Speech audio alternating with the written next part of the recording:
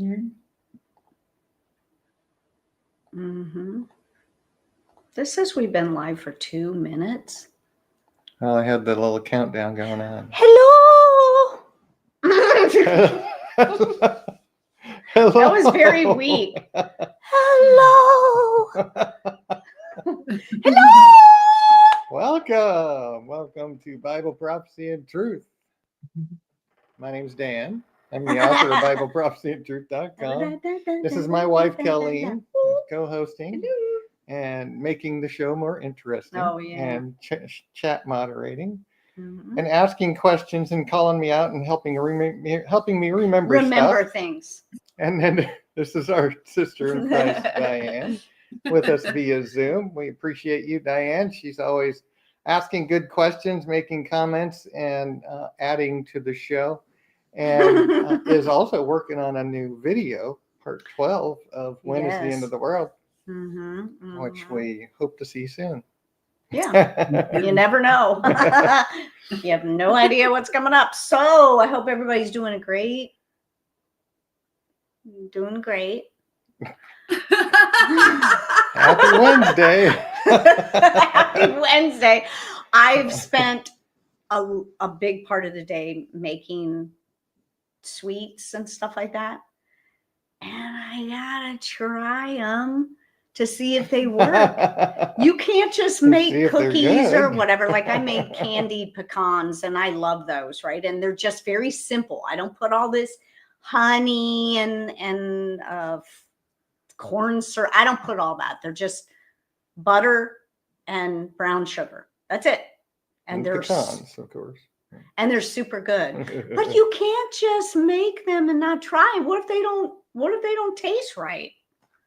I gotta taste it. You gotta eat half of them. So I ate half of them. No, I didn't. Yeah. No, I didn't. And then I made something else. I made dog treats. You could eat the dog treats, but it just has a combination of like weird things like banana, peanut butter, and broth, chicken broth. Yeah, but the dogs like it. Biscuit kind of little. So I have been doing kind of stuff like that, but so I'm probably hopped up on sugar, but I'll be fine. So welcome.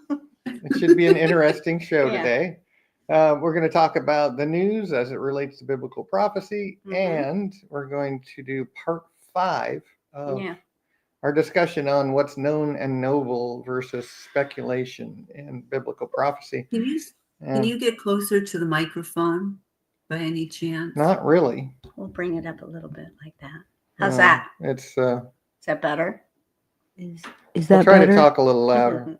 Is that better? It is now. I might be able to turn the mic gain up a little bit. Oh yeah, maybe. Audio settings. Mic. Ooh, you sound really quiet. Level. Let's try turning it up. Well, it won't let me automatically adjust microphone volume. Let me do that. And let me turn it up. How's that? Is that a little better? Is that better? Any better at all? No? Oh wow. That's so weird. So is it okay now? If we talk louder? You sound loud. Yeah, you sound better when you talk a little bit louder. So go ahead. I was just going to do my little spiel thing. Right. I feel like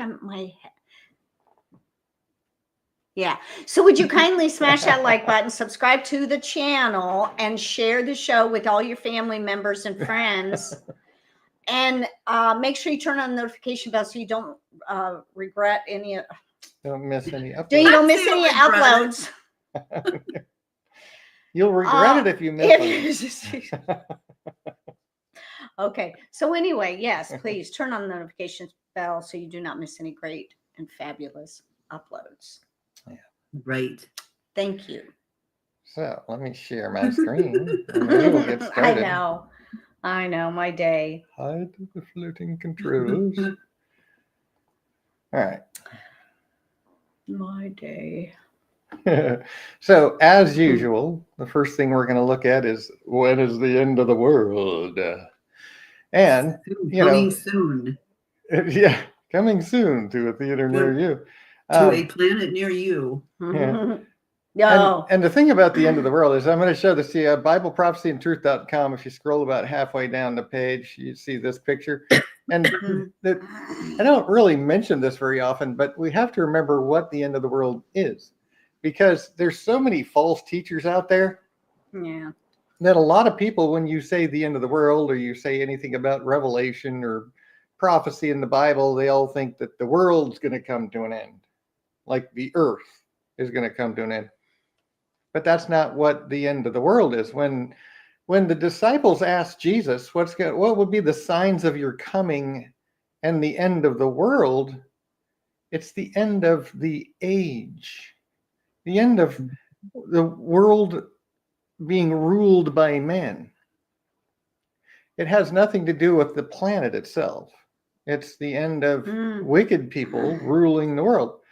That's what the end of the world is. It doesn't have anything to do with destruction of planet Earth or anything like that.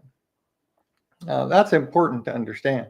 And then we talk about earthquakes and things a lot, because this is just happening so much. Storms, the frequency and intensity of storms has increased big time.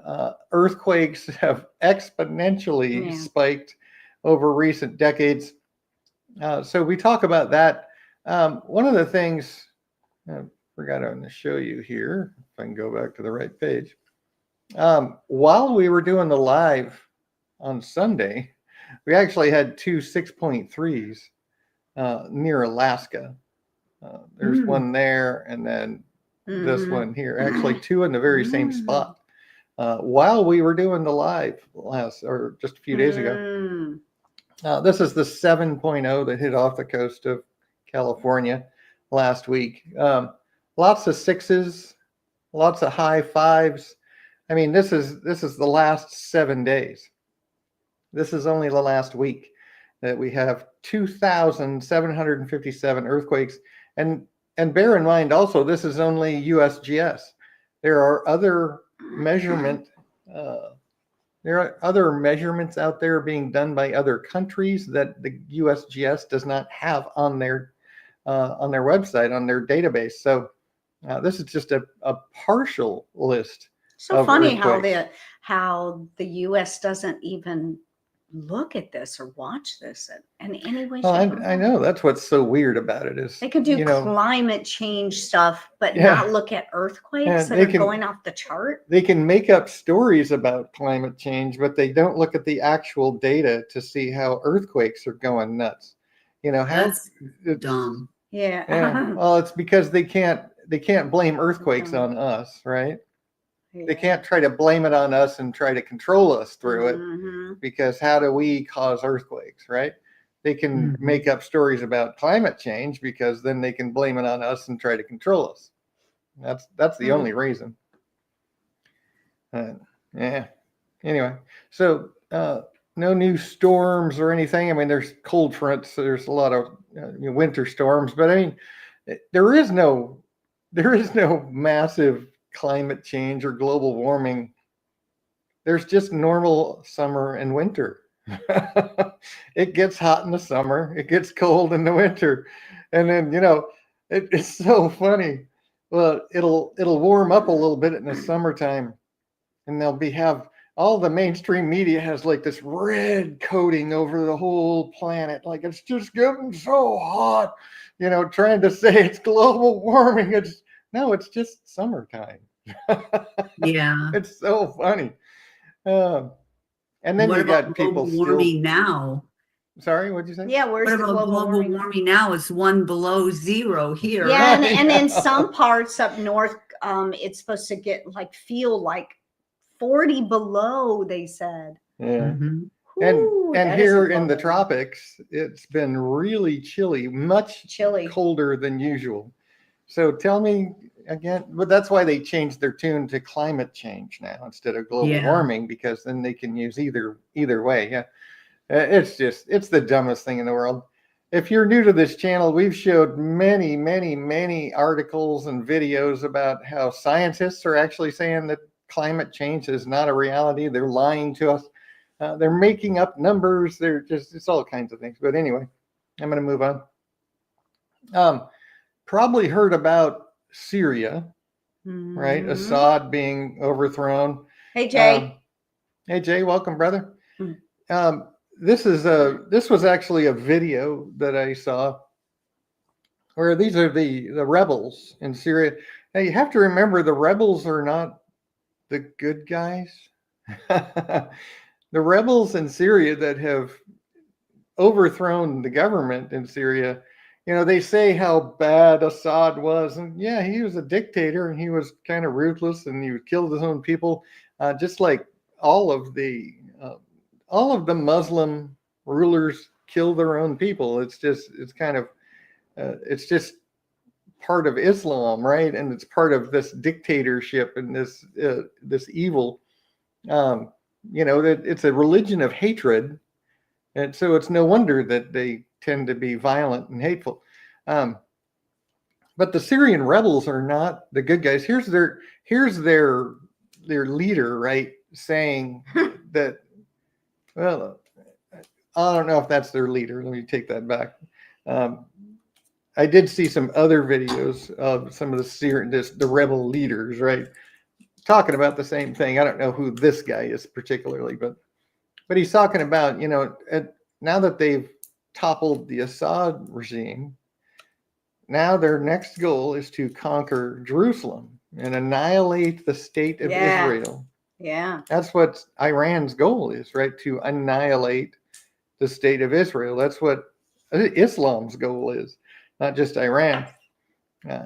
Islam's goal is to wipe out all of the Jews that exist, because that's Satan's goal. It's their goal because it's Satan's goal, and Satan created the religion of Islam. It's a false religion, just like the myriads of other false religions out there. But this is the one that has literally Satan is using to take over the world with, and and he's doing it big time. So I wanted to mention that. More on that later, though. And another thing, I saw this, where this isn't really like big news or anything. This is a quantum breakthrough, right? Researchers at Google reached a major milestone in the race to build a practical quantum computer, right? Yeah, I heard about that. The only reason I'm showing this to you is because a lot of people actually believe that we have quantum computers. Now, we do have devices that are quantum computers, but they have a major problem, right? That's what it's talking about here. We're revealing a device with an error rate that gets lower as the number of qubits increases. So we do have these devices, but they don't work. And we don't really have quantum computers at this point. It's something that they're trying to make. And they're saying that, well, they might have this breakthrough could allow them to build a viable quantum computer by the end of the decade. So maybe by 2030, we'll have a real quantum computer. But people think we already have them, but we don't really. It's a dream. It's something that they're working on, but it's something that does not work well. It doesn't do anything because the error rate grows exponentially typically. And so they're trying to create this one that doesn't error out so bad. So anyway, I wanted to mention that because a lot of people think we do have quantum computers, but we don't. We're working on it, and it'll probably never happen, but they're saying they're going to. So we'll see, right?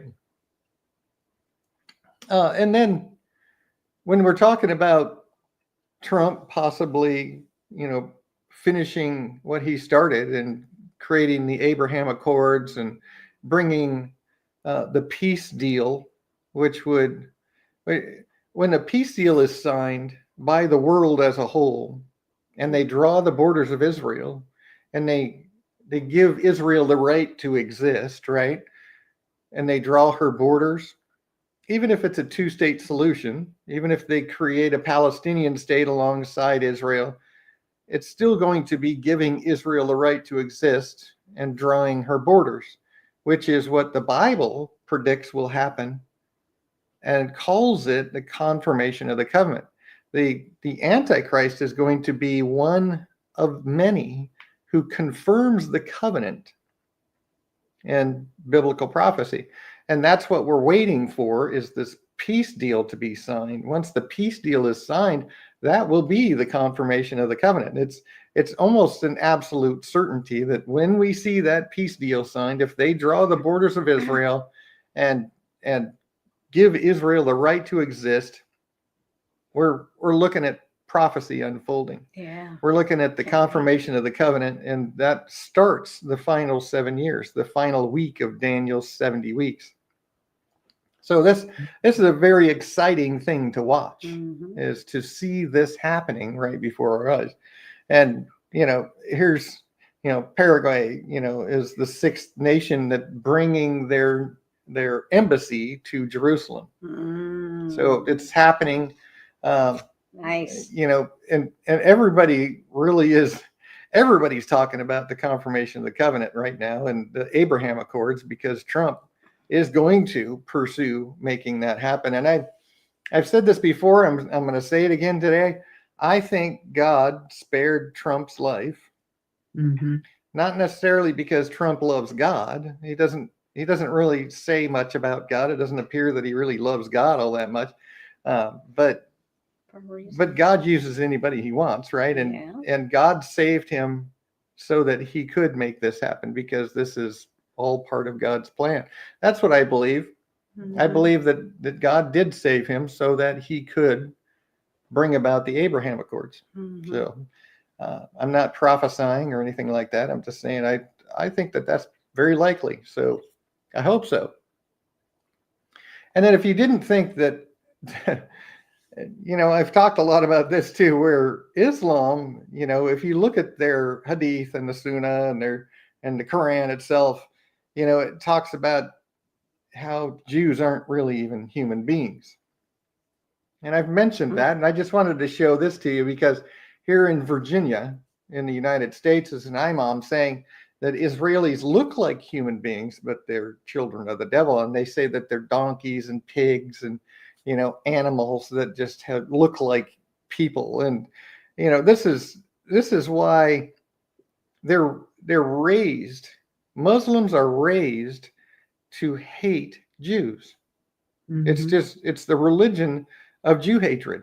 It's the religion of the devil. We've seen little snippets of videos and stuff where there's little itty bitty children that are chanting death to Jews. Yeah. So you can't deny that. Right. I mean, it is a fact. It's not a theory. It's a fact. We see it over and over and over. And here's, they hate Jews, they hate Christians, and it's just because Satan is behind it. Satan hates Jews and Christians, so his followers do. Right? Yeah. So, and then this is I wanted to talk about this because that's true. We actually talked about this the other day. A few days ago. And one thing that Colleen brought up was, when we fast, it's really, really healthy. It's actually very healthy intermittent fasting for a person to fast with intermittent fasting. And she brought up that, it's so much like God to give us something that's really, really healthy that we can do for him and fast for God and also get closer to God with the same practice. Even prolonged fasting will actually heal your body. And I'm talking about prolonged, like 3, 4, 5 days will actually heal your body. It's very, very healthy. Fasting is, Not on just water. I mean, you have to take like electrolytes and stuff like that so you don't get dehydrated. But you can do it for a week. Don't do anything without, if you have health issues, research. Make sure you talk to your doctor first and do the research, and don't do anything dangerous. We're not medical professionals. We're not giving medical advice. But I haven't fasted over 3 days, so I don't know. We do know there is ample evidence that intermittent fasting is very healthy for the human body.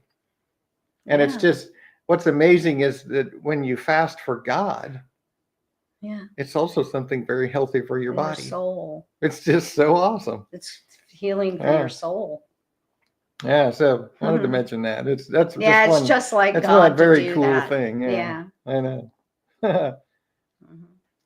And then, man, the Biden admin is doing everything they can to just completely and utterly destroy and make it impossible.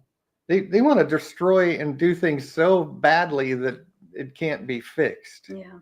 And that's what they're trying to do. And 3 days, or not 3 days, Days after. days after the election, they didn't actually send them 10 billion in cash, but they basically gave them $10 billion and lifted sanctions. So they're like doing everything they can to enrich the enemy. Yeah. And they're enriching the enemy. Okay, obviously they want us in a war. Huh. Oh yeah. Of course, the deep state wants us in a war. But the thing is they also live in the United States. So if there's a war in this country, they take a chance of getting killed. Well, they think have bunkers. they think they're above all that they'll Mhm. escape it and they'll end up ruling in the end. That's they don't think they're going to get hurt. Yeah. And they know that they have bunkers and Yeah. underground They'll be tunnels spirited to away, go. to Yeah, a that they'll safe be location. And Yeah. yeah.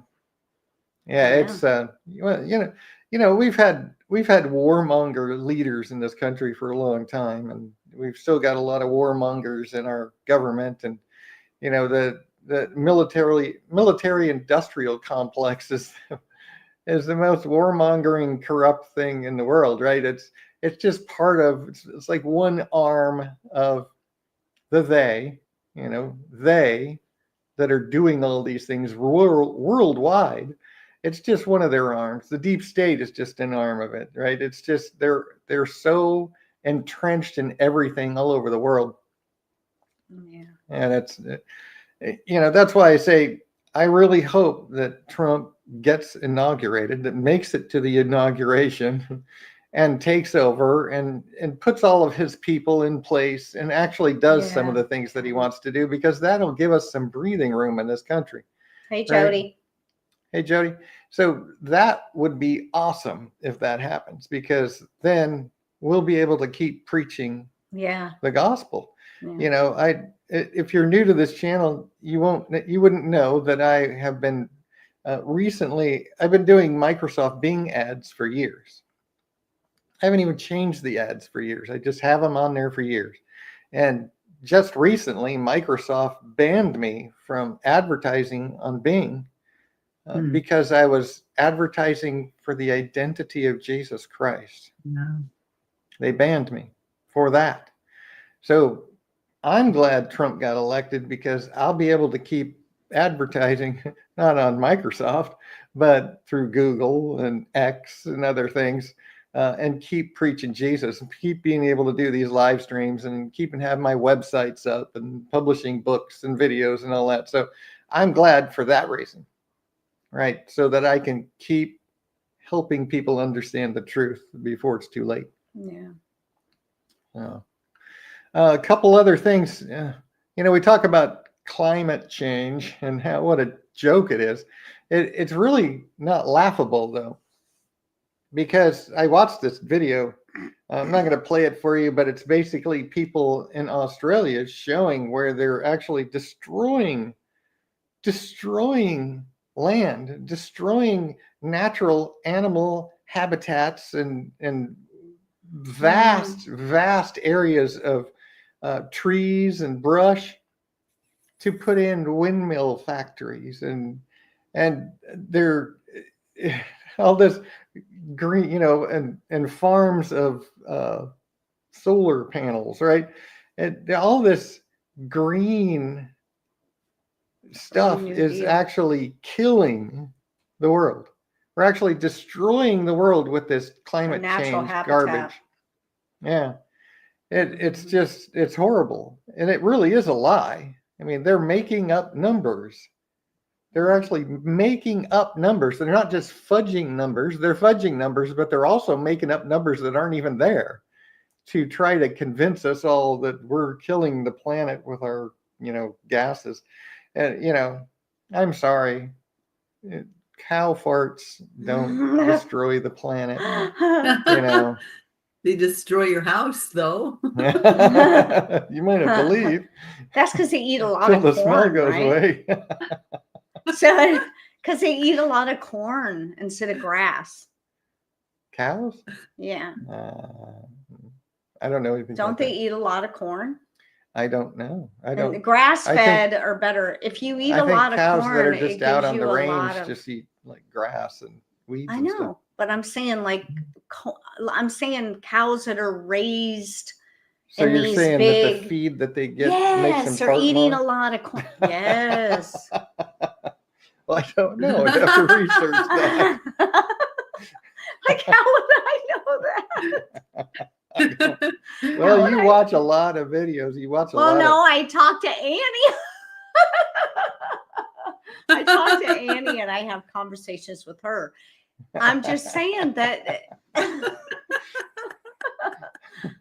I learned a lot.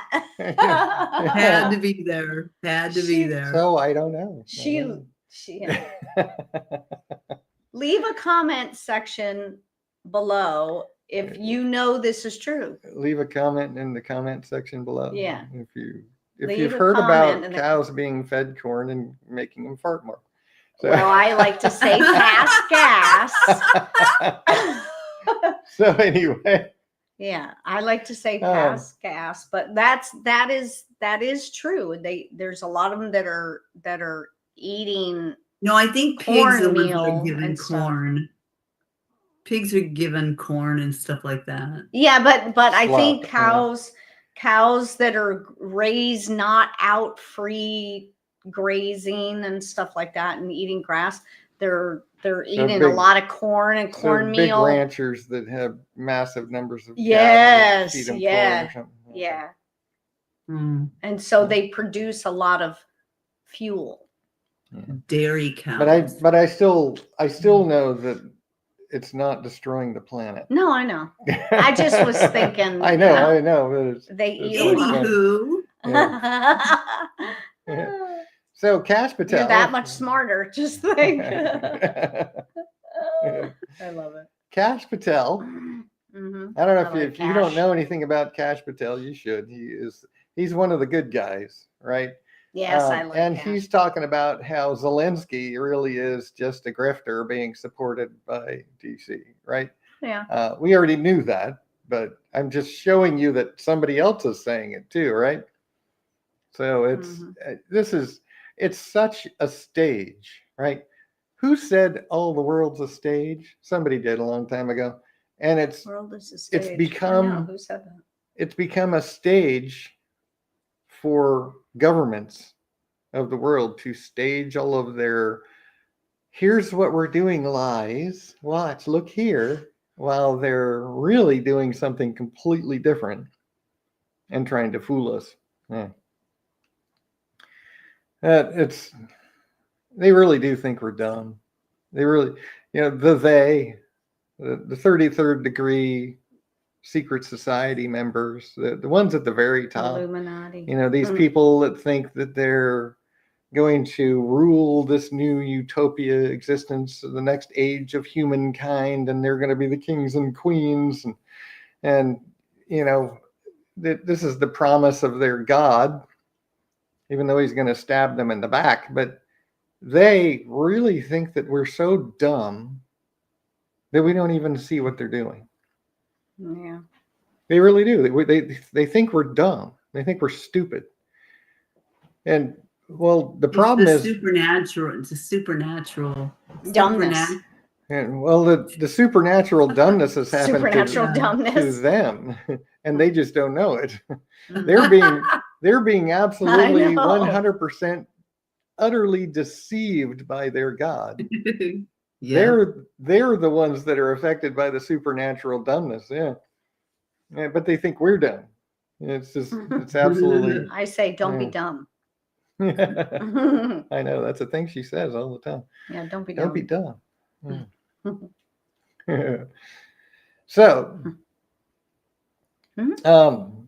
this was kind of like, wait, what? This French philosopher warning that if the Muslim population in Europe grows indefinitely, we will face tragedies. I'm like, what do you mean if? Isn't this already And happening? will, because Europe is already facing A massive French tragedy philosopher. because of the Muslim population growing there. So what do you mean if and will? You know, it's like we're there You're already. behind the times, Yeah. old fart. It's just Mhm. wow. And, well, at least somebody's saying it, right? But Until they throw him Yeah. in prison. well, and he did. I don't remember exactly, but I read something about where he got totally lambasted for doing that, for saying that. Oh, Yeah. yeah.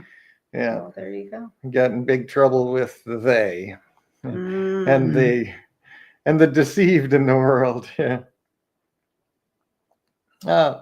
And then, you know, apologies to our Canadian brothers and sisters, but I'm not really scared. Yeah. Trudeau threatens that Ottawa would retaliate if Trump imposes a tariff. Oh, yeah, I'm not Like, too scared of I'm not really scared. Trudeau. But Trudeau. it's like, what is he going to do? Trudeau. It's weird. It's just, you know, everybody's saber rattling these days. Yeah. I'm going to blow you up, you know. He needs to be a little bit nervous around Trump. I know. Well, Trump Trump will offered send to him a make picture of Canada the his house. 51st state of the United States, right? And he's calling Trudeau Governor Trudeau of the state of Canada.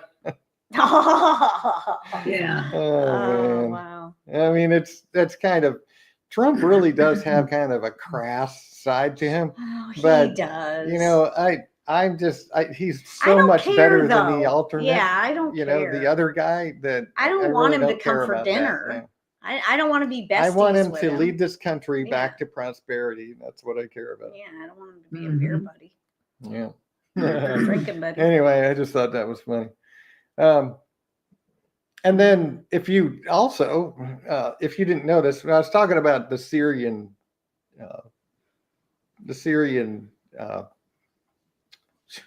Government? now the Rebels? The rebels. Thank you very much. See? Like, The the Syrian rebels. Mhm. They are not the good guys, right? They are so No. not the good guys. They are going to take that country, an already destroyed and horrible place to live because of what Assad and it's his really government has bad right done. now. The rebels will turn Syria into an even worse place, much like Gaza, Mhm. right? Where That's it'll be exactly. run by these militias. Gangs. And this is why the IDF went and bombed the crap out of Syria's military bases, took them out. 80% of Syria's military capabilities have been absolutely wiped out overnight by the IDF, because as soon as these guys get a hold of all of that, what are they going to do? They're going to aim it all at Israel. Yeah. They're going to try to wipe Israel off the map, is their goal that we saw earlier. Bunch of thugs. All they are is a bunch of thugs running amok with no rhyme or reason, no authority, no control. Mhm. And you know who I feel sorry for? The innocent people. Because there are innocent people there. And they're going to die, and there's going to be a lot of violence. And I mean, that's who I care about. That's why men that love violence love Islam. Yeah. Because it gives them a license to be just as cruel and mean and violent as they want. And they do it all in the name of their God. Yeah, it's like the bullies with the teacher gone, and the bullies are just running amok. Yeah, and there's a lot of people that are they're in Islam because they were born into it. but they don't like Islam, especially women. Yeah, Jay said he said I heard they said there's a lot of Christians in Syria. I don't know about a lot, but there Like is a Catholicism? there is a Christian population, and that's the thing. You have to Oh, you I have didn't to know that. recognize that Catholicism is what they call Christianity. Yeah, I was wondering about that. Especially in European countries and Islamic countries, Russia, anywhere they say Christian, it's typically Catholic. But yes, in Syria there is a larger than average, maybe, population of Christians in a Muslim country, right? So, yeah, when you talk about innocence, there are definitely innocents there. There are people that don't want what Muslims bring, and especially these rebels and what they're going to bring. So, yeah. And I always have to point that out, because Christianity is not Catholicism. If you go to church, it doesn't make you a Christian. It just means you go to church. Right. Yeah. Period. It has nothing to do with your salvation.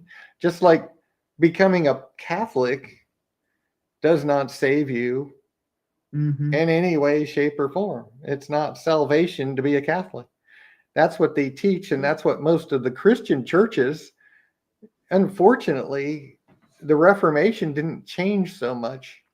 They brought a lot of that tradition with them when they came out of the Catholic Church. And, I've heard a lot of, heard and read, right? I haven't really heard, but you know what I'm saying. I've read a lot about the last couple of centuries, right? Since the Reformation, since certain things, especially since the Bible, the printing press was invented, and the Bible became a massive,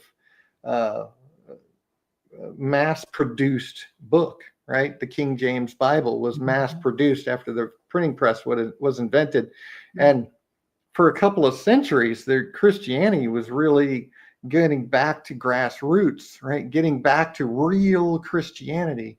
But then over the last few centuries, it's gradually gone back to just Christian churches are just the offspring of the Catholic Church, and they act very much like her. And that's all it is today, is churchianity. It has nothing to do with being a real Christian. Yeah. So I always like to point that out, because I remember before I was a Christian, right? When I was an atheist, I thought Catholics were Christians, because that's what they say. A lot of people do. Yeah. A lot of people. Yeah. And then after I became a Christian, I started finding out, well, Catholics don't really practice true Christianity. They practice Catholicism, which is far and away not anywhere close to what real Christianity is. And so I learned that, and that's why I have an article on the inception of the Catholic Church. I talk a lot about Catholicism because I learned that and I studied it up. I spent a lot of time studying about the Catholic Church and where they really came from, what they're really about. And that's, I encourage you to do the same if you're kind of in the state I was back then, where I didn't really understand. Do you think that even maybe the Christians from even like 20 years ago, 30 years ago, practiced morality? They always thought that they were Christians because they were moral. Like they didn't believe in abortion, and they didn't believe in divorce, and they didn't believe in birth control. And that's true. They needed to be upstanding citizens and stuff. So they're not really practicing Christianity. They're practicing like of the Bible. Good morals, right? They're practicing morality. And that's one of the things. That's a good point, because that's one of the misleading things about churchianity, is that if you're a good person, then you're a good Christian. Right. Well, being a good person and being a good Christian are two completely different things. Yeah. A good Christian is going to be a good person, but a good person doesn't necessarily do anything for God. right? Mhm. It doesn't have anything to do with Christianity. In fact, that's one of the things that I talk about is that, if you compare the church to the world, there's actually a lot of people in the world that don't even claim to believe in God, that are much more compassionate, more loving, Yes. more giving people Yeah. than Kind. people in the church. Yeah, I agree. You know, And the sad thing too is there's a lot of people out there that read the Bible that are not true Christians. Yes, I right? know. Yeah, a lot Yeah, of Read I the know. Bible forward and Yeah. backward.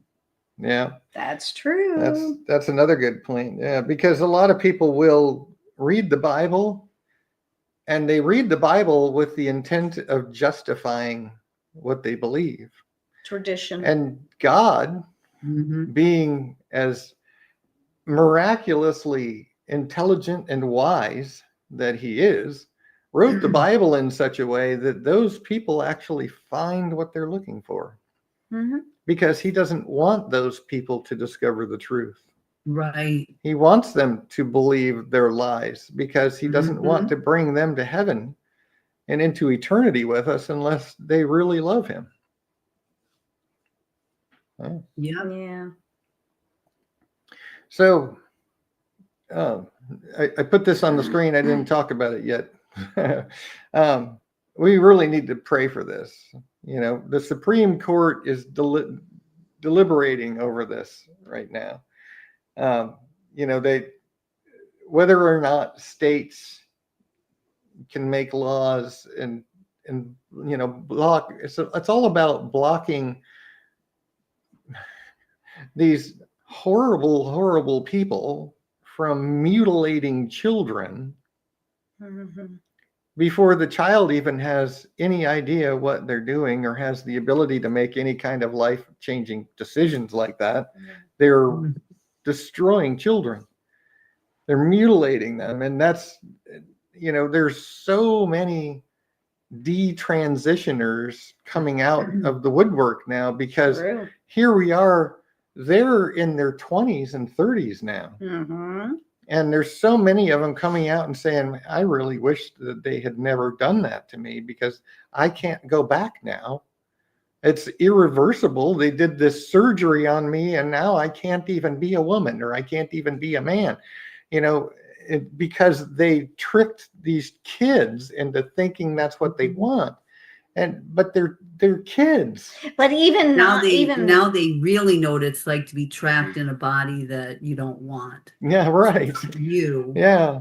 And it's not just kids that are growing up and realizing, but it's literal adults that are Mhm. making these decisions at True. 25 and 30. I know this is Also, the topic right. is the children, But it's also adults. they're 25 years old, and then by the time they get to 40, they're going, what did I do? Yeah. So it's not just kids, even though this topic is kids, but right. And they're an adult at the age of consent, that they make that decision and they realize it was a bad one, but it was at least they have nobody but to blame but themselves.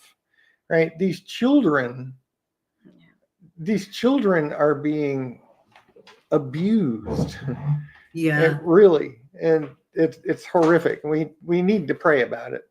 That's why, because this is in the Supreme Court right now. So we want God to save these poor kids, Yes. So pray about it, please. And then most people have heard about these drones. Yeah. The drones that are flying around over New York. And I've watched some videos, actual government officials saying, we hope that it's not, some, enemy, not a nefarious country, right? What do you mean? You're in the government and you're hoping it's not a bad thing? What has happened to our government? What's happened? you know, the administration's on the way out, and they're doing nothing except trying to push agendas to destroy as fast and as quick as possible. And they're not even doing anything about this. Just like the balloon, right, that came over from China and spent a week going across the United States, obviously spying on us, and they did nothing about it. They shot it down after it was done. Yeah. And then is this China? Is this Iran? What are these drones? What are they doing? They say they don't know. That's the thing, is they're saying they don't know. I thought China already admitted they sent the last one. Oh, the balloons, yes, but I'm talking about the drones that are flying around over And they're the New size York of right now. of SUVs. Yeah, they're big, They're massive, huge. very highly technical drones, and they're flying them Around in such a way that they're Trump. staying out of no-fly zones. They're staying, they're strictly obeying the law, so they're actually not doing anything illegal. But if they're really huge, the average citizen cannot afford something that big. Right. No. And there's a lot of them. Yeah. Oh yeah, there's a few. I can't remember, but they've been flying them around for like at least week. 5 days. Yeah. And it's like, nobody's shooting them down. Well, they're saying they need to shoot them down. Yeah. Well, and that's why that's why they're not doing anything illegal. People in the government. So that they don't have a legal right to shoot them down. Except the government can go in there and say, if you're flying these drones, we're going to shoot them down, and then do it, right? If they keep flying them. But this is, it's like, who is it? What is it, right? Well, it's supposed to be around New Jersey, and it's off the coast of Jersey shores, but somebody was saying today that it was close to his property or something, or a house. I don't know where his house is. I know it's in Mar-a-Lago, but a golf course or something. Yeah, close to Trump's property. Yeah. So, I mean, who knows what will come of this? I mean, why specifically New York, right? Because it's around Trump's. Well, that could be, right? So it's kind of a weird thing. We'll keep our eye on it. They think they're from Iran. Yeah, Iranian or Chinese. Yeah. Same thing. But if it was Iran or China, now Iran wants to kill Trump. So right. It would make sense that Iran would be over New York waiting for Trump to show up. Yeah. Maybe it's some of theirs, and then some of the good guys keep an eye on them. Right. And one thing I heard too is that, if they wanted to release some kind of biological agent, drones would certainly be a way to do it, right? This is the age of technology. Introduce some kind of a new, some new pandemic. Well, flying drones around and releasing something into the air would certainly be a way to start it, right? That's something to think about. I mean, that's one thing I heard somebody talking about. What if it's this? What if it's that? Oh, yeah, and they're around military. Yeah, military. There is a military base there. I guess they don't really know. There's so many different stories. The military base has denied that they are doing it. They said it's not theirs. So. Because we can trust that, Right. Yeah, sure. We can trust them. Yeah, we can trust. Everybody's trustworthy. So anyway, it's in the news. We don't know what it is yet. But we're keeping an eye on it because we are keeping an eye on it. Yeah. And, my wife watches so much news. It's like, I can report like, it, I think. I get a lot of I know, but I got to tell my sissy if something interesting comes up. I have to send her a text. There you go. Yep. My secretary. Doing it for you. So, secretary. Meme of the day. Your reporter. Meme of the day. So this is for Christians. really. Mm. Because this is really talking about Christians. With discernment comes division. Because when you know the truth, and you start telling people the truth, people don't like to hear the truth. Right. And it causes division. And so a person who seeks to be discerning must be willing to suffer the effects of this division. Right? It divides not only believer from unbeliever, but may even divide a discerning believer from one who is undiscerning. Right. It separates true lovers of God from people that are unbelievers, or That's people right. that say they're a believer but don't really love God. It separates all of those. It'll separate the mature from the immature, the naive from the prudent, right? That's why I always wonder why, if you're hanging out with people who are unbelievers, or people, I'm not talking about people that don't believe in God. I'm talking about people who literally don't want anything to do with your religion. If you're still hanging around them, you obviously are not doing the right thing. Because if these people, as soon as I started bringing God up around my family, they all left. Yeah. They don't like it. They fight with me. They don't want anything to do with me.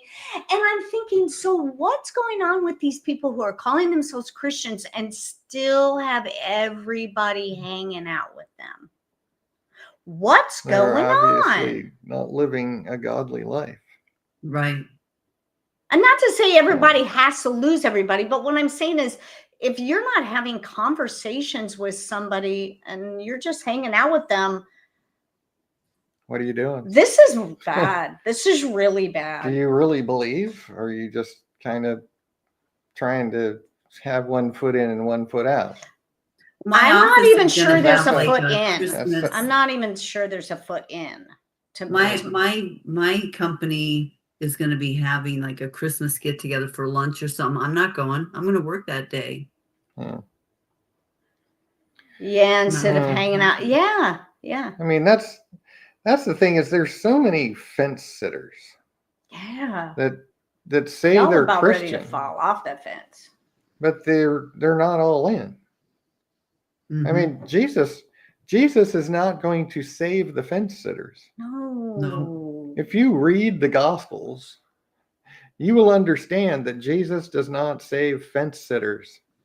You've got to be all in. Well, he pukes them up. He'll spew them out of his mouth. Yes. So, I mean, this is just something that if you call yourself a Christian, you really need to think about that. Is there, well, we're supposed to be loving. Well, love them to the saving of their soul, not to the saving of your relationship with them. Right. Right? Because if you're saving your relationship with them, you're doing it out of selfishness, not love. If you love them enough to really believe and tell them the truth. There you go. And don't tell them the truth as sorry? Love them enough to tell them the truth. Yeah. And tell them the truth not as if it might be true, but because you know it's true. Right. Because you're not just having a debate. Right. You're not saying what you think might be true and they're saying what they think might be true. Do you truly believe or not? Because if you truly believe, you know it is true. Period. Yeah. If you still have doubts, you are not a believer. Right? What does James say? Let's look at James. I knew you were going to say that. Let's go look at James, chapter 1. Funny you should ask. Now, it says, if any of you lack wisdom, let him ask of God, that giveth to all men liberally and upbraideth not, and it shall be given him. But let him ask in faith, nothing wavering. For he that wavereth is like a wave of the sea, driven with the wind and tossed. Yeah. Or let not that man think that he shall receive anything of the Lord. Mm-hmm. We can't waver. We can't doubt. If we doubt, we do not believe. Right. There's a belief that's not unto salvation. You can believe in vain. Mm-hmm. But I gotta. That's the belief that's in vain. But I have a question, because there's a difference between a person who just wants to make up excuses all the time and, oh, I don't talk to my family member because blah, blah, blah, because they'll hate me and blah, blah. But then there's other people who are diligently working. I don't know how I want to say it. Like like you say, well, if you doubt, then you're not a believer. See, there's people who literally who have questions, but are constantly seeking and constantly trying to figure it out and working diligently. So let me clarify. Yeah, the difference. Because if you believe, but you're still seeking the truth of doctrines, right? If you're still seeking, because there's so many lies out there that most of us are constantly trying to dispel those lies, trying to find the truth, seeking God. Right. Seeking God doesn't mean you're a disbeliever, right? You believe, and you're simply seeking to learn the full truth, the whole truth. Okay. There's a difference, right? That's not someone who is just wavering, denies. Right? It's when you actually don't have enough belief to really stand firm in that belief when you're talking to someone about it.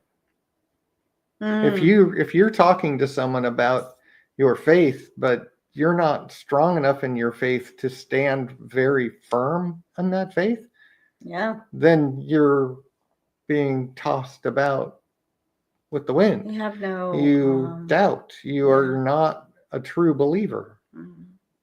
Just now, discussing doctrines and what does this mean and what does that mean when discussing biblical doctrine, things like that is not the same thing as just believing.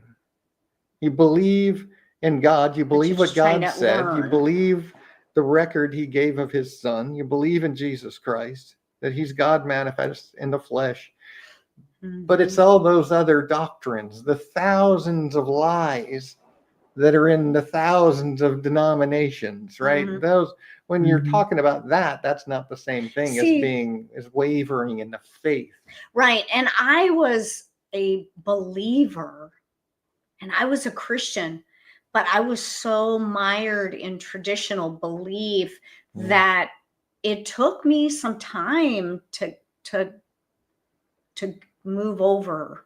Right. To move over to the actual truth. And that's why I asked about that, because I know that there's a lot of people. I know there's people that I know personally that really truly love God, but that are seeking and trying to understand and trying to come out of traditional belief systems. So tell everyone what made the big difference for you.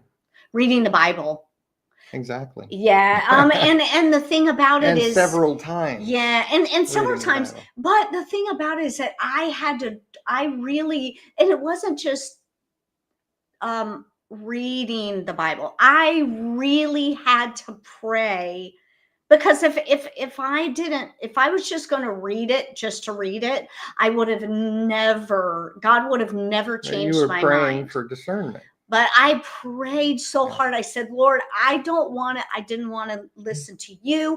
I didn't want to listen to my father. I didn't want to listen. I just wanted to hear God's voice and let him tell me the truth. It just matched up with yours. I just want you to know. Well, that's because we both just believe what the Bible says. Yeah. But I had to really, really, really need and desire what the truth really was. For Annie, it was different. I know she can speak for herself, but I mean, it was just like, well, that's not true. You know, she was an automatic believer. But for me, I was a little bit bit stubborn. I was stubborn, just a little bit. But then came over but I had to just choose, and then reading the Bible, because I never even knew most of everything that was in there. So I know. And you were brainwashed as a child. I was brainwashed. You were given the doctrines of churchianity your whole life, and it took you diligently seeking the truth in God's word for God to dispel that. And that's what everybody needs to do. And I still loved God. So I know that there are people who truly love God, but that are seeking still, and they're trying to learn, and they're trying to, but that doesn't mean that they're a non-believer. It just means that they're on their journey. And thanks for bringing that up, because that did require clarification, right? Just because you're seeking and you may not understand all the truth yet doesn't mean you're wavering in your faith. Right. So there's a difference there, and that needed to be And clarified. there's people who are just they're not progressing on their journey. They're just sitting in one spot, and they're not talking to anybody, and they're not moving, and they're not growing, and they're just sitting there. And you need to be moving. You need to be moving on the path. Jay listens. I love you, Jay. Jay listens. He's here the whole time. He's commenting. He's, I really do love you, Jay. We do love you, brother. Yeah, we really do. We really appreciate you. Yeah. So he was laughing at me, but that's switch okay. Gears. So we're gonna see. We're gonna resume our talk on knowledge versus speculation. BibleProphecyandTruth.com. About halfway down the front page, you see this picture. Now, last Sunday. Wait, I did this. Yeah. I did this same thing last Sunday. Not that picture. That's the when is the end of the world picture. This picture is the one that I'm trying to show you. Myth versus reality. Speculation is not equal to knowledge. This is what we're studying right now, and I did skip stuff last time. Yeah, he did, and we were wrong. We skipped ahead. I think it's because we've had that. Yeah, because we've had this study. Like her and I have been doing this study for 10 years. You both have heard all this stuff before, yeah. So we talked about the mystery of God and the final world power. Yeah. Temple will be rebuilt. But I was going to go into Daniel 4 or Daniel 7 and the 4 Kings. Right, and the Jewish temple being rebuilt, and we skipped that and went straight to the wrath of God. So I'm going to do that today, because it is important. When we look at the world today, and if we believe the Bible, there's, and I have to say this, there's so many people out there that try to make the Bible false. And they don't come right out and say the Bible's false, even though some do. Some people say, there's a lot of people that say the Bible's corrupt. It's been changed. The Jews rewrote the whole Bible, blah, blah, blah, all that. It's kind of funny, though, because if the Jews rewrote the Bible, they made themselves the bad guys, which is like, I know. People say that. They outright say that it's totally corrupt, been rewritten by men, that history has been changed, that everything, in the Bible has been written to change it to what they want it to say. I just want to say this. God can. And God is so much smarter than men. So much wiser than men, and God preserved his word for us. He didn't give us a book that can't be understood. And he didn't give us a book that's full of lies. Mm-hmm. He gave us a book that if we really seek the truth, we can find it. You're right. He preserved it for us.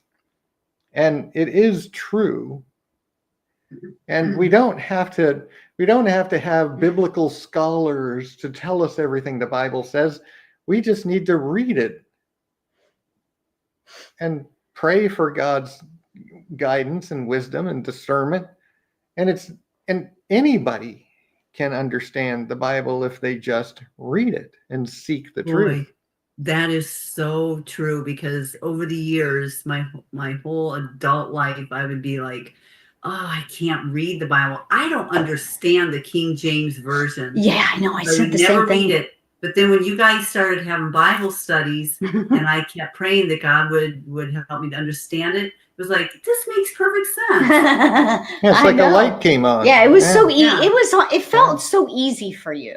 I can't say because that's your testimony, but it appeared that it was so much easier for you just to grasp onto it than what I did. I just was having a hard time. Well, if he's going to read the scripture from the Bible, I mean, who am I to say, no, that's not true? Yeah. Shame on me. Yeah, right. And, but the thing is, now that you've read the Bible so I know 5 or 6 times now, yeah, I understand. Now you are very firmly grounded in the truth now.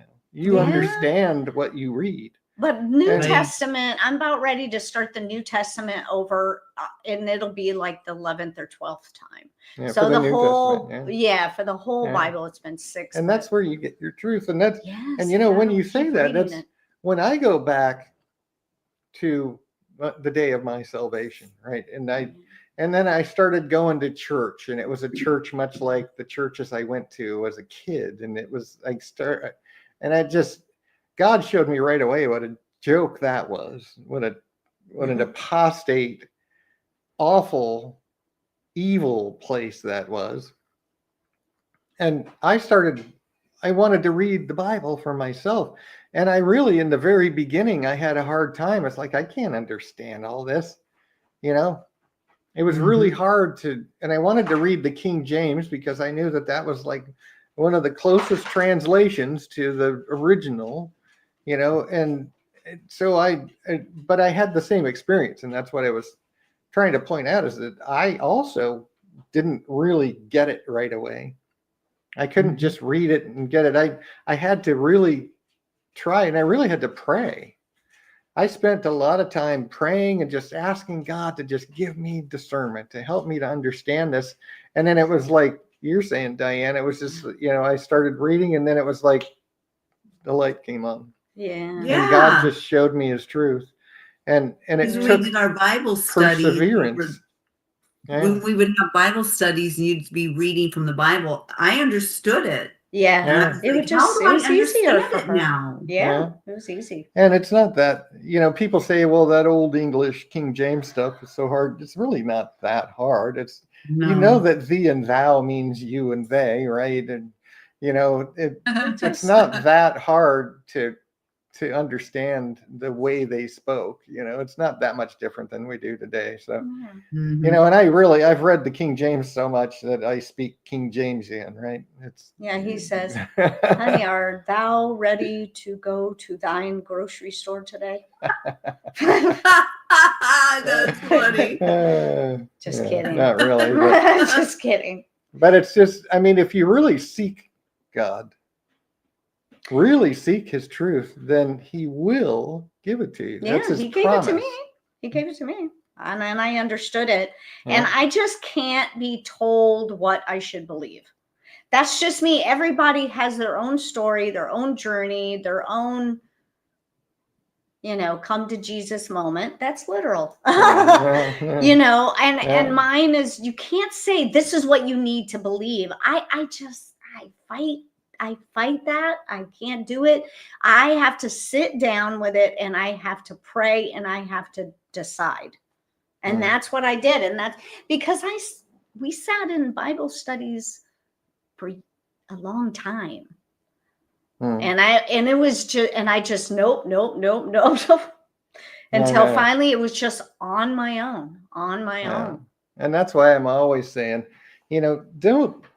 especially don't go and start listening to YouTube podcasters. I've watched people be led away from the truth Okay. so Mhm. many times because they're out there listening to these liars and their podcasts, and they sound so believable and so good, and you know teaching things like Moses actually struck God in the wilderness. Like what, and they try to wow you with stupid idiotic It's rubbish. doctrines like that, and Yeah, and it's it's rubbish. if you're not grounded in the truth, if you don't read the Bible, seek the truth, and get grounded in the truth before you listen to those people, you're in great danger of being led astray by them, because they really do sound really good. Yeah, they have a But lot you of need to be followers. very, very careful who you listen to. Especially new Christians. Yeah. Yeah. So let's go ahead and look at some of these things. And we've talked about all of this. I'm not going to reiterate it all. This is part 5. We've talked about all of these things. How there's a big difference between what we know based on Scripture and what is speculation. And that's why we talk about it, because there's so many things that even things I have on my website, right, that are speculative, because it's impossible to know right now. But there are things that we do know about those things that we then speculate on. We speculate on the stuff we know, but we have to know the difference between what's speculative and what's not. So that's why we're talking about this, because you can go out and listen to some podcaster saying that there's a 7-year tribulation, it's Armageddon, and then the world's going to be destroyed. And it might sound really good, but it's all a big pack of lies. And how do you know unless you know what's knowable and what's not knowable, and what's speculative and what's not? And you could say, well, okay, that's not true, or that's speculative, because we know this, but you don't know that. And so you can spot those if you're grounded in the truth. Mm-hmm.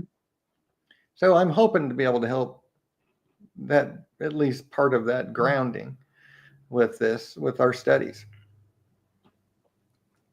So I think this is where we left off. We were looking at Daniel 7 and the 4 nations, which are kings that will be on the earth.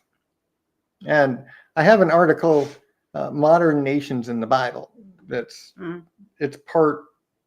chapter 4, part 1 on my website under biblical prophecy. And I talk about this, and I make the point right up front. There's going to be 4 kings and nations and their rulers, right? The king and his nation is what it refers to when it talks about a beast in Daniel 7. We can identify them by the images and statements that God makes. We know that there's a 4th kingdom that will be destroyed when Christ returns.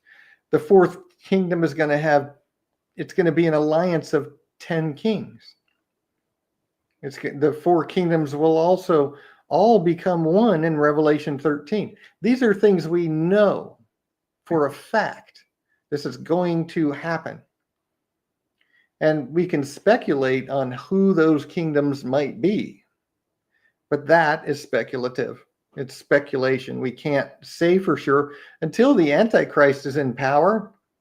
We can't say for sure, even if it's glaringly obvious, which to me today, it really is glaringly obvious. But I can't even tell you I know for sure until the Antichrist is sitting in the temple claiming to be God, ruling the world. Then I can look at what happened and the nations that he has in his alliance for his military and political power base, and I can say, see, yes, that's it. Period. Right. But until then, it's speculative. No matter how convincing it seems when we look at the world and the pictures God painted. we still have to maintain that it's speculative until. So we don't know that, I believe that the four beasts, that this is Russia, the Russian bear. This is Great Britain. The lions, the eagle's wings that were plucked off the lion is the United States. The four-headed leopard is Germany and his Fourth Reich right now. The 10-horned beast is going to be an alliance of 10 Islamic nations that will give their power to the Mahdi when he rises. Mm. And then all of those kingdoms are going to be one united kingdom when the Antichrist rises to power and takes over the world. And all 13 of those nations will be his. It'll be his kingdom. So whether or not that's true remains to be seen. What's the wings on the Germany? The four wings of the fowl, it could be France, because France's official animal symbol is the rooster. So it could be that's the right. wings of a fowl there. Or I believe there's another nation that also has like a fowl. So it could be a couple of different nations involved in that. I don't really know at this point. I don't speculate any further than that at this point. I think people want, you know what? People want information now, and they don't want to listen to someone says, well, it's only speculation. They want to have the answer so that they can shut it off, go to bed, and have their answer. And you can't do that. Anyone who says they know is a liar. You can't. So, That would I'm be a telling you right lie. now. If we said for sure this was happening, it would be a lie. We can't Here say. is the, I think there's a final. Yeah, here's Revelation 13, where you see those four beasts all become one. And it's a very obvious picture that God painted for us. When you put Daniel 7 with Revelation 13, there is absolutely no doubt that this is a united kingdom of the Antichrist. And it's that 10-horned, the 10-nation union that he's going to align with these three other nations that create his political and military power base. So those are things that we know and things that we speculate about. Because, and I know there's probably people that are going to watch this and say, well, we don't know that. We don't know that those are kings. Well, it says they're kings. And well, they could have been kings of the past, because a lot of people think that they're kings of the past. But when you read Daniel 7, I want to point something out here. That is, and the only reason I know all this stuff is because I had the same questions. Mm-hmm. And I said, well, what's the answer, Lord? And he gave it to me by reading the scriptures. Yeah. It gave you the understanding. And so when we look at this prophecy and we see these four beasts, and we see that he beheld till the thrones were cast down, and the Ancient of Days did sit. This is the return of Christ that's prophesied here, the return of Jesus Christ, when God puts down the governments of men and takes over the world. And the fourth beast, that 10-horned, the 10-nation union, is going to be utterly destroyed. But the other three beasts had their dominion taken away, but their lives were prolonged for a season at a time. So they're not kingdoms of the past. They are kingdoms that are going to exist at the time of Jesus Christ when he returns. So that's absolute proof right there that it's not a kingdom of the past. So I'm not going to belabor that anymore. There is stuff we know, and we can know by reading and studying the scriptures. That's, if you believe in God, if you believe the scriptures are true, then that's where we go for our truth, not to other people. Mm-hmm. We go to the Word of God for truth. We can discuss it with other people, but what you want to do is discuss it with people that are grounded in the truth, that understand the scriptures. Mhm. Because if you're discussing it with someone who believes lies or teaches lies or isn't even really grounded in the truth, then how are you going to arrive at some truthful conclusion discussing it with that person or persons, right? You have to, and if you don't believe the Bible is true, then what are you doing here? You know, really, it's, What are you if you looking don't for? believe the Bible, you're certainly not going to look to it for truth, and you're probably just going to believe all the lies. So, you know, first of all, you've got to believe.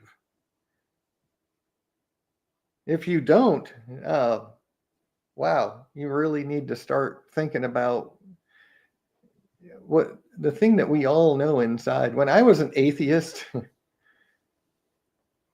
I know that every single person, no matter how emphatically you deny it, which I would have done years ago, I do not believe. I would have told you that. But every single person, no matter how emphatically you deny it, knows that God is. Everything made by God knows of God. And there's no excuse, as he says in Romans 1. We know. So believe that knowledge, first of all, and then study God's word and learn who he is and what he's doing and what you should be doing. So on to the next thing. So there's a lot about the Jewish temple. I've got several links here. I'm just going to go to the third one because this is a newsletter I did a while ago that talks about the temple being an actual place. We know that it's going to be rebuilt because the scriptures say so. And I'm going to go to this real quick because, and I'm not going to try to go through this entire study, but if you're curious, please do. Look at all three of those links and study the scriptures, because what I point out in here is that, you know, there's a lot of people that think that the third temple is not going to happen. You know, we showed a video where the Temple Institute actually has pieces and parts. They have modular pieces of the temple ready to install when they get permission to build it. They've got their altar. They've got all the essentials they need to begin resuming animal sacrifices. They're ready to go. They're going to slap the temple together in no time when they have permission to do so. And we know that that's going to happen because there are several scriptures that prove this to us. It's not going to be a spiritual thing. It's going to be a physical, actual temple that the Jews who don't believe in Jesus think they need to resume animal sacrifices, and that's why they're going to rebuild the temple and resume animal sacrifices, because they think they need to, even though through Christ Christ was the final sacrifice. There is no sacrifice needed anymore, but they don't believe. So they believe they need to do this, and the scriptures even tell us that it's going to happen. You know, Jesus mentioned that when we see the abomination of desolation stand in the holy place, well, what's he talking about there? Well, people say, well, it's a spiritual thing, and the holy place is really the human body. And I mean, there's all kinds of crazy theories out there. But, you know, if we were to just look at that scripture and not look at the rest of the prophecies, then we might believe that. But that's why we have to believe all of the prophecies on a specific subject, right? We can't just take one and extrapolate what we think that might mean. We put all the scriptures together, and then we get the meaning by just reading and believing and putting. That's true theology, is putting specific scriptures together to make a full truth. So Daniel 9:27, he shall confirm the covenant with many for 1 week. That's the final week, the final 7 years, talking about in the midst of the week. He will cause the sacrifice and oblation to cease. So what's the sacrifice and oblation? Well, sacrifice is animal sacrifices for sins. Oblation is offerings that people in the Old Testament would bring to the temple and offer it as an offering to God. That's what the oblation is. So he's going to cause the sacrifice and oblation to cease. So, there has to be sacrifice and oblation happening for that to happen, for it to be caused to be stopped. Now, if it's some kind of spiritual thing, how is he going to do that? It's just, I know people have ideas that it's just going to be some, governmental system, some spiritual thing that causes us to stop worshiping God or something. I mean, it's kind of out there. People believe it, but we can't just stop there, right? We go to Daniel 11. Arms shall stand on his part. This is talking about the Antichrist. Arms will stand on his part, and they shall pollute the sanctuary of strength, and shall take away the daily sacrifice, and place the abomination and make it desolate. So there's going to be arms. There's going to be armies that place this man into his place of power, and they're going to put him where he is the abomination that maketh desolate. Those are those nations that are going to come around him, right? And he's going to, and they're going to take away the daily sacrifice. Now, this again is this is a physical thing. In 2 Thessalonians chapter 2, Paul tells us exactly what the abomination of desolation is. It says, the man of sin who opposeth and exalteth himself above all that is called God. So this man is going to exalt himself above everything about God. He's going to, or that is worship, so that he as God sits in the temple of God, showing himself that he is God. He's going to claim to be God. He's going to go into that rebuilt temple in Jerusalem and sit in there and say, I am God. And he's going to stop the sacrifice and oblation. And then, as Jesus said, if you live in the area of Judea, run, because the West Bank, the area of Judea and Samaria today, is where Jews live alongside Muslims. Well, he's going to tell all the Muslims to kill all the Jews there. Jesus said that specifically. This is stuff that has not happened yet. And then, but we don't even stop there, right?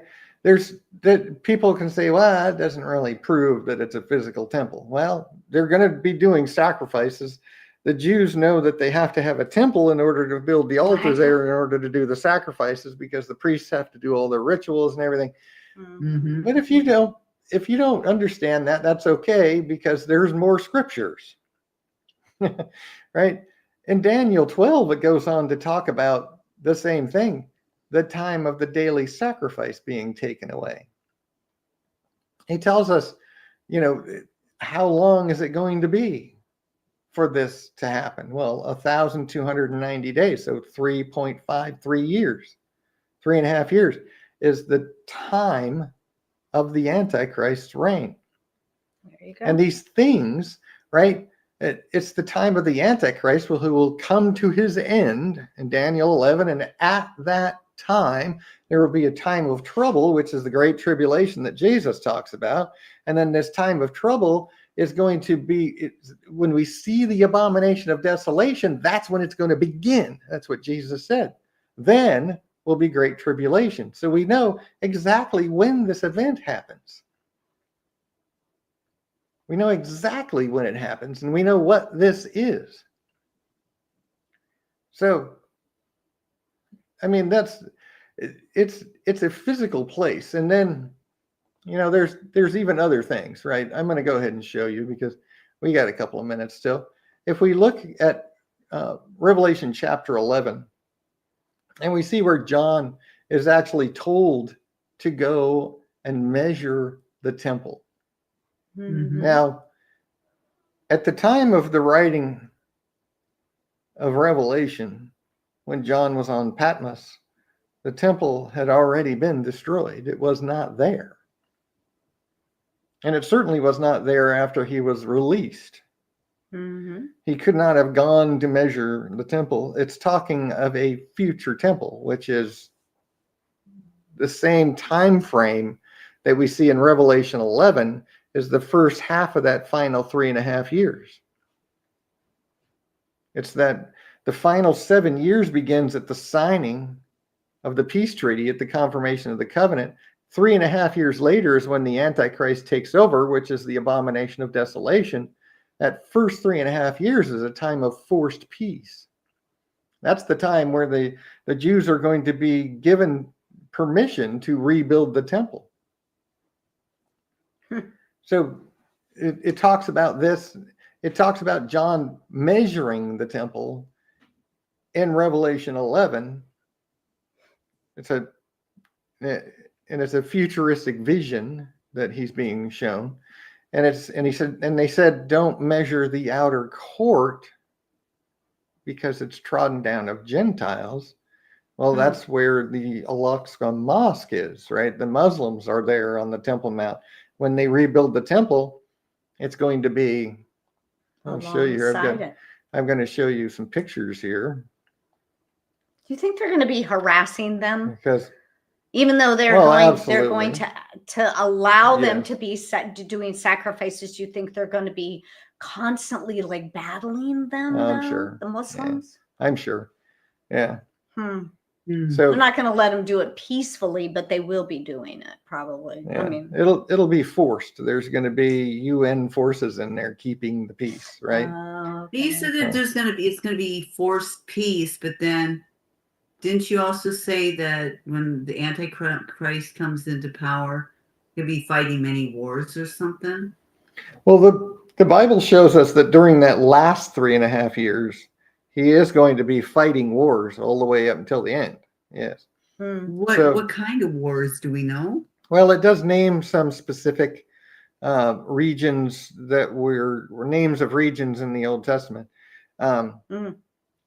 So I wonder what the West. The United States is not specifically mentioned anywhere. Well, I mean, like the West.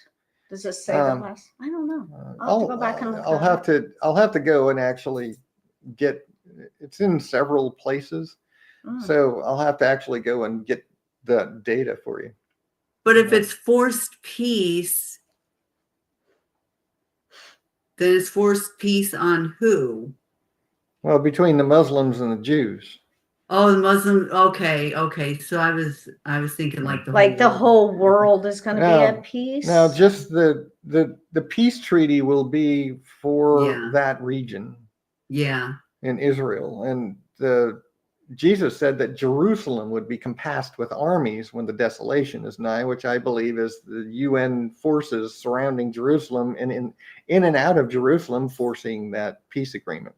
But do you think that the world as a whole will be kind of chilled out a little bit?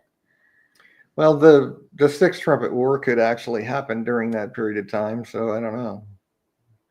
We don't know if the war is going to come before the peace treaty or after. Right. The world as a whole won't necessarily. After the war, certainly. I think everything's going to be when 2 billion people die, the world's going to chill. Yeah, at least temporarily. Because people are going to be tired of the fighting and they're going to be tired of the war. But this peace treaty is actually going to anger the Muslims. So it might be what actually sparks the war. No. So, I don't know. And that's why I wondered if they were still going to be harassing them, even though they're going to be doing sacrifices. Oh, yeah, they're still going to be trying to stop suicide bombings and attacking them every chance, just like they do now. Yeah. Yeah. But I wanted to point this out because most people think that this mosque has to be torn down in order for the temple to be rebuilt. Doesn't. But you can see there's a lot of room. This is where this little dome of the spirits is over here. This is the dome of the spirits. This is this thing right here, this gazebo. And that's where some people think that the original Holy of Holies was on that spot. There's plenty of room here to build the temple alongside the Al-Aqsa Mosque. They are going to be so They do harassed. not need to tear it down. And this is why I believe when John was told to measure the temple, to leave out the outer court, because this is the outer court where the mosque is. So, I mean, Future event. this is somewhat speculative in that they're going to build it on that spot, but we know they're going to rebuild it, and we know they won't build it anywhere else. So it's going to be built on that spot. We know that there's going to be a physical temple. So I have a question. We can know that. Do the Jews right now know that's where they're going to build it? Well, some think they need to tear down the mosque. Some think that they can build it over. Some of them actually believe that they're going to build it over the Dome of the Spirits there, and they will have the Holy of Holies on that spot. Okay. Yeah. All right. So they know that that's a potential place to Yes. go. Yeah. Okay. Yeah. So it depends on who you talk to, but the Temple Institute, the Sanhedrin, they're ready to build the temple on that open space. Yeah. I mean, the way that I look at it, that's their religion and that's their place. And yet there's so much feuding that they can't just go and do what they want to do. No, I know. They just want to be able to worship. They want to worship, even though they God. don't really worship God because they don't believe in Jesus, I but they know. want to just worship. And how God many there, years has it The been? Muslims are just fighting and attacking them. I know. And that's the whole point. And even though I know, according to scripture, that they don't have to do that, it's like that's just all they want to do. It's still what they did thousands of years ago, and they've never been able. So I can understand why they're chomping at the bit to get this going, so that they can worship how they choose to worship. Right. I don't agree with it. Those Jews, the non-believing Jews, they're really mean to the Messianic Jews. They're mean to them, yes. Yeah. Oh, they're mean to them. Yeah. Just like they were mean to Jesus. Just like they were mean to Jesus. Yeah. So we saw that video where the Temple Institute actually showed us the model that they said they have modular pieces of that, like 50 times bigger than the model, that are actually ready to go to be, they'll truck it in and they'll assemble it all. Yeah. So, yeah, I mean, these are literally, there's so many people that would say, well, this is really speculative, Dan, but it's not if we just believe the Bible. Yeah. Now, if you believe all of the podcasters out there, and you believe all the people that say they know stuff because they're so smart, but they don't believe the Bible, it's the Bible that is truth. And when we put all of these different places in the Bible that talk about this very thing, there's no speculation necessary. There's no speculation necessary to understand that there's going to be a temple rebuilt, and that the Jews are going to resume sacrifices, and that the Antichrist is going to be placed in the temple. He's going to claim himself to be God, and he's going to stop the sacrifice and oblation at that time. That's what the scriptures say. So it's going to happen. It's not speculative. Right. So, I know that people think that already happened, but it did not already happen, because the Jews will be telling you that it already happened. There's too many other things about prophecy that have not happened that would have had to have happened if this prophecy came to pass. The other prophecies that go right along with it would have come to pass, and they did not.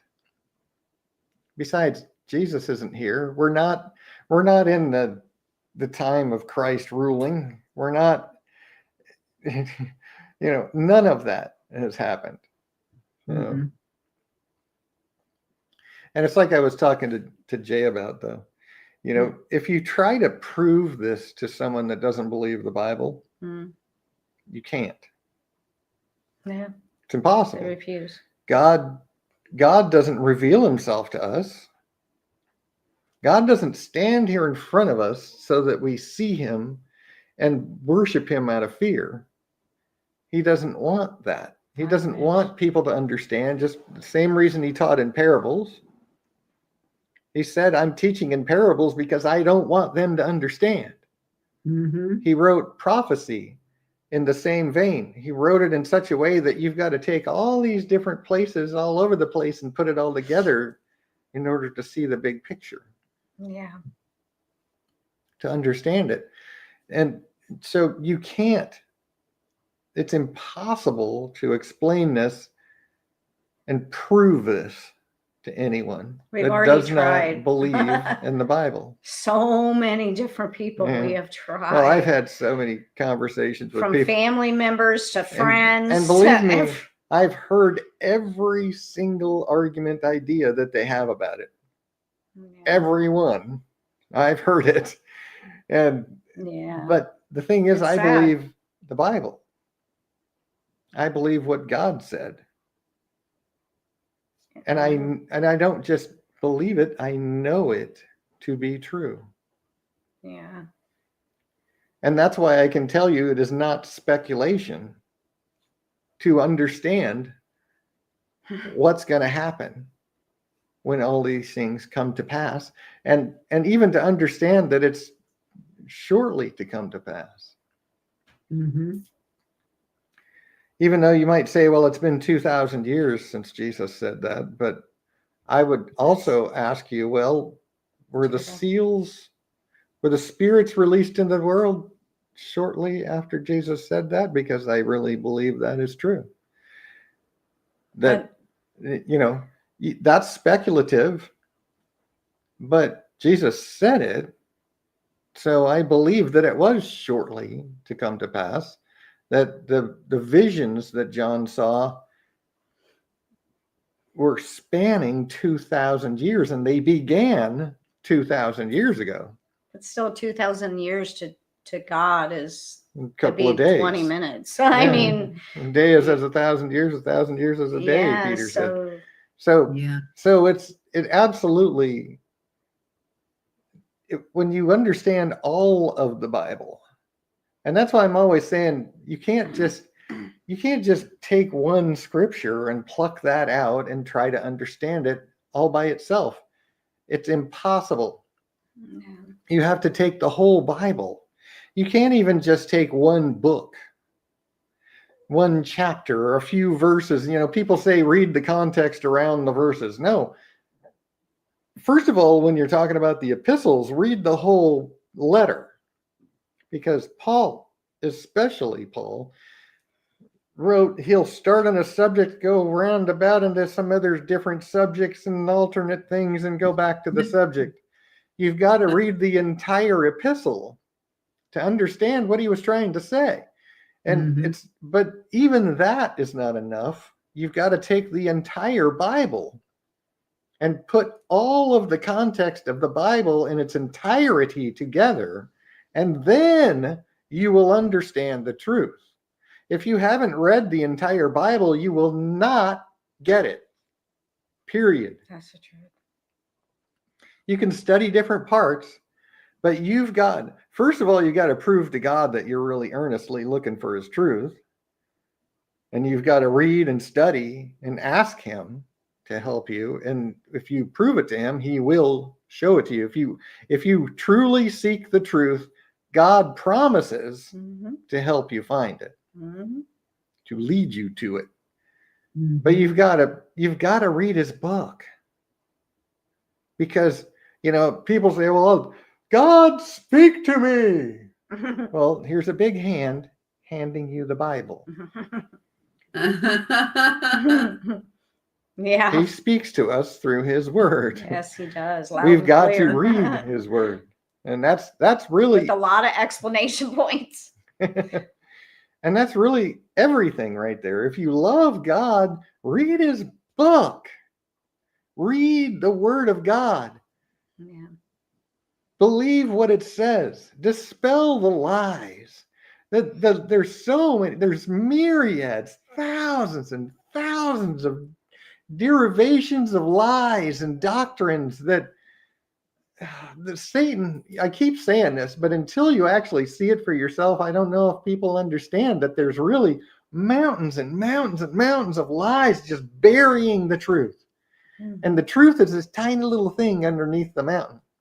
Yeah. But it's there and you can Yeah. find it. Yeah. And God will lead it to you, but you've got to read his word. But you know, there were so many things that I didn't understand completely, but then I just asked questions. Yeah. You know, Well, and then you got to talk to somebody who knows the Bible and well, then and ask it's good them. to have somebody to talk to. But Yeah. then after 5-6 times of reading Oh, the then I entire understood Bible, it. then Yeah. then it just starts coming Oh, yeah. naturally. Yeah. Because you I can't still even have just read questions, the though. Bible once. Yeah, If you the read more the you read Bible it. one time from cover to cover, it gives you a nice foundation to then build on as you read it again. Yeah, like Alex, he read through all of it. Okay. Yeah. Now he's said he's now starting the New Testament again. Right. And now he wants to go To very just really slowly study it. Yeah. and study it Yeah. and understand it. And that's what we all need to do. Yeah. Yeah. Because I think a lot of people go Genesis to Revelation, Genesis to Revelation. Well, I didn't do that. I read Genesis to Revelation, and then I think I did it twice all the way through. And then I said, I just want to reading the New listen to the Testament. meat stuff and go through the New Testament. And then I read the New Testament like 3 or 4 times. Yeah. And that's really a good way to do it, right? Yeah. You need to read it from cover to cover. Yeah. You need to get Yeah. that foundation. And then Yeah. by all means, read through the New Testament. I've read the New Testament probably 4 or 5 times the amount of times I've read the entire Bible, like the Old Testament. I don't even know how many times I've read the Bible at this point. Probably 30, 40, 50 times. I really don't know. It's been 20 years. And I used to read the Bible like 3 times a year, all the way through. As I was studying certain parts of it, I would be reading, I'd be on a reading plan, but I was also be studying certain doctrines. I would actually read the entire Bible looking for an answer to a question back then. You know, and it took a long time, but I would actually make notes. But you got smart. You know, as I was reading and studying, and I'd be looking for specific questions and specific answers, and I would make notes as I was studying, and I would go and I'd spend time on one particular scripture for a while, you know, and just praying about it. Yeah. You know, and it was important enough to me to spend hours every day. You know, how many sitcoms do you watch? You know, what do you do for entertainment? Is God important to you? You can certainly spend some of that time every day reading God's word. Yeah. You know, people get away with, well, I read a couple of verses every morning. Well, what do you give God? 2 minutes? Yeah.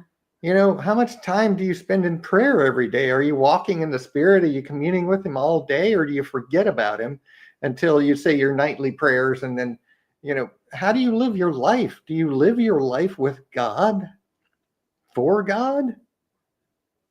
Or is God just like your sidekick that you tote along with you and, you know, seek him when you need him kind of thing? That's what most people do. I couldn't understand what I'm reading if I only read like 2 or 3 verses each morning. Nothing would stick. Oh, I know. Where'd I leave off? Yeah. And those, you know, there's so many people I've asked, have you read the entire Bible? Well, probably, you know. That's always their standard answer. But you know, when they really, really think about it, You would they've really know. read like maybe 10% of the Bible. Yeah. and they don't even realize that they've read such a small part, because a lot of times they read the same stuff over and over. I bet people read it the way I used to read it.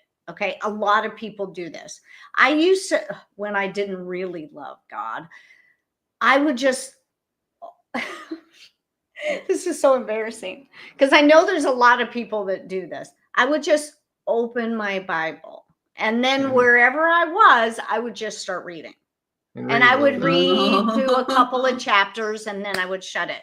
And then the next time I would read it, which was like maybe 2 or 3 weeks later, I would just open it again and then read like 2 chapters. Did you really learn anything from that?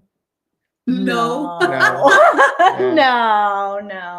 I know. I don't remember. There was too much time in between anyway, but I didn't understand it. And that's why I didn't read it, because I didn't understand it, because I wasn't really seeking God. I was just reading a book. And when you finally A really started hard really book to seeking the understand. truth, Yes. then it it was like, that God gave you the yeah, understanding. you see like these things where somebody comes to the understanding, all of a sudden, like purple flowers, pink flowers, yellow flowers, orange. We're not on Snapchat. Flowers. You come to the understanding. You're like, wow. Everything's in black and white until you understand. And then there's it. colors. And then there's,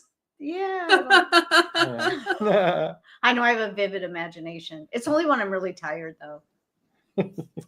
So we did the 2 parts we skipped, and we did the wrath of God on Sunday. So Snapchat. Did you just say Snapchat? yeah. So Sunday we'll continue this, and we'll talk about the timing of the wrath of Satan, because this is one of the things that people so misunderstand, because everybody teaches it so absolutely wrong. The wrath of Satan, we must understand that, because people think the tribulation is the wrath of God. They think that the whole 7 years is going to be this tribulation, the wrath of God. That is not in the Bible. We talked about that Sunday, the events that are wrath of God when it happens. But what the tribulation really is, the wrath of Satan. The wrath of God, remember, it only comes at the very end, like the last few weeks. After he's taken his... After he takes us out. Children. Right. Yeah, after he takes us out. So we're going to talk about that, because that is really, that when you understand that, it really helps things to click. I say that because it did for me, right? It helped to click when I got that. I'm like, oh, wow. Yeah. Have you read the Bible 50 times? I know. Yeah, like I finally got it. This is why I ask him questions, and I can just ask him a question and he just tells me what it means. This is why he can have conversations with people about the Bible, because he knows it from cover to cover. So yeah, and I truly believe that, because I have so diligently sought the truth, because I really don't care. Of hard work. I don't say this because I'm bragging, right? Everybody could be there. I don't care what you think. I really don't. I care what God thinks, and I care what you think of God and what you think of the truth. But I'm just saying, I believe that God has given me knowledge and understanding, because I have sought it, and that's all I care about. But that's what I'm saying. I've sought it so diligently, he gave it to me. But I think everybody can have that. Well, I do too. That's why I keep everybody saying, can have read that. the Bible. Read the Bible. Read the Bible. It's not like, oh, you are the chosen one. No, I'm just a guy. If I read it 50 times, I would know it as much as you do. And I don't listen to men. Yeah. I listen to God. I read his word. I might study some man's theories to see if there's any relevance to it. But I don't believe anything any man says until I prove it with the word of God. Mm-hmm. Right. So anyway, we'll do that next live on Sunday, Mm-hmm. and we will say goodbye for now. Dude. So, what did you say? I said Duke is snoring. Oh. So let me pray real quick and we'll say goodbye. Now, thank you, Lord, for everything. Thank you for your word, for preserving it for us so that we can know you when we really want to. Mm-hmm. You're such a wonderful, gracious, awesome God. Mm-hmm. We love you, Lord. Thank you so much. Blessed be the name of Jesus. Amen. Amen. Jay and Jody. Thank you so much for being in chat, you guys. Yeah, We appreciate love you guys. We love you. And all of you that are watching that don't chat, that's perfectly Yeah, fine. we don't care. We're just glad you're here with us, and we love you all. And everybody who watches later, we know there's a lot of people that can't make it on, for the lives, but watch later. So Mm-hmm.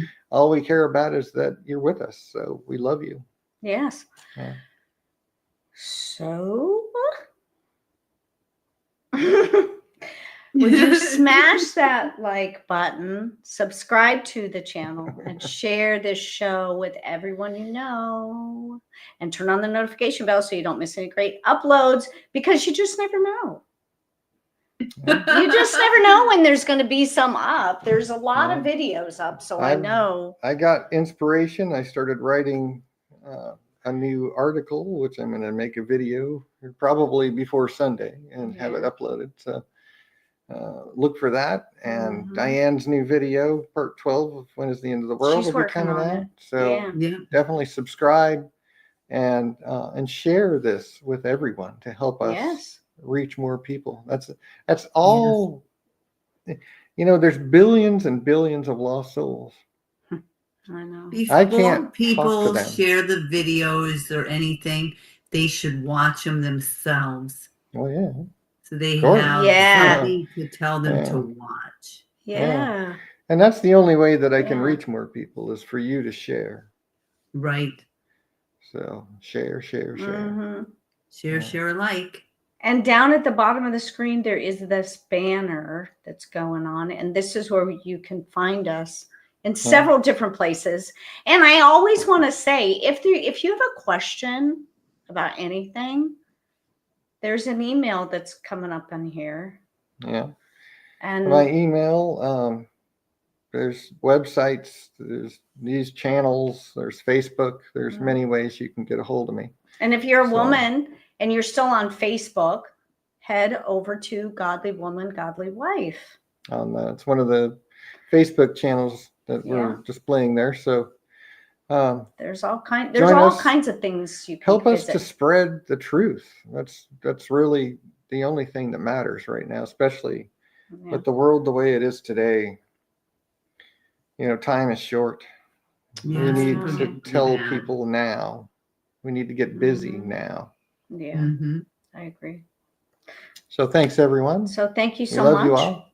And Sissy, I love you so much. I will send you a prayer tomorrow. I can't believe it's Thursday. I know. You can do this. You can do it. Thank you, Diane. I have God with me all day. Yes, you could do it. God. Just get through 1 minute at a time, right? Right. All right, one step at a time. Yes. I love you. Thank you, Diane. Appreciate Love you. you. Love you. Love you. Love everybody. We will see you next Sunday. Love you all. Be there, be square. Bye.